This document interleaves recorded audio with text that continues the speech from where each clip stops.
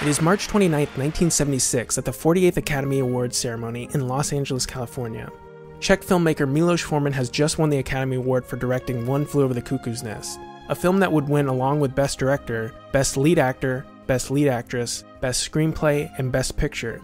Cuckoo's Nest was the second of only 3 films to win the Oscar in all 5 of these categories, following It Happened One Night in 1934 and preceding The Silence of the Lambs in 1991.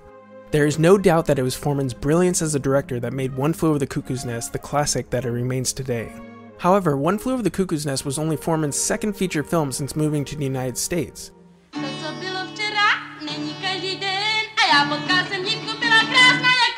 You see, Miloš Forman got his start as a director in his home country of Czechoslovakia, with his first big film being 1965's The Loves of a Blonde, about a factory girl during the war who moves in with a jazz musician and his parents.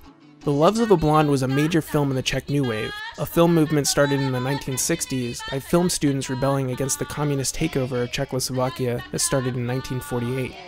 Forman's next film, titled The Fireman's Ball, is a comedy about a volunteer fire department in a small Czech town.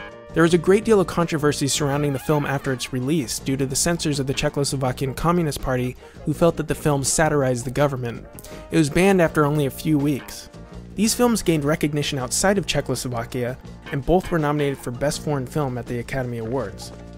Shortly after the release of The Fireman's Ball, Forman was visiting Paris when the Soviet invasion of Czechoslovakia occurred to squash the loosening restrictions on media, speech, and travel that was taking place in 1968.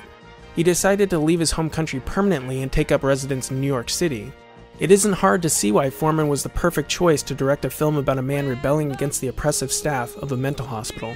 After the enormous success of One Flew Over the Cuckoo's Nest, Forman directed the psychedelic counterculture musical, Hair.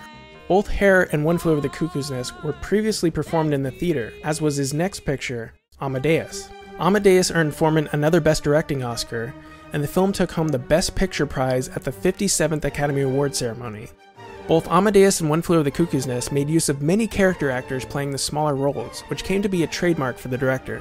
Many of these actors got their start in Forman's films, including Christopher Lloyd, Vincent Schiavelli, and Danny DeVito.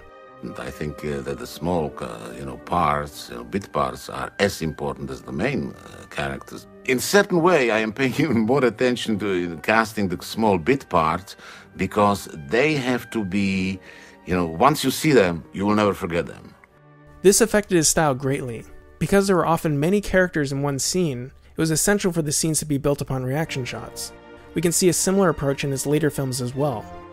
Miloš Forman is responsible for some of cinema's most iconic films, and his unique perspective helped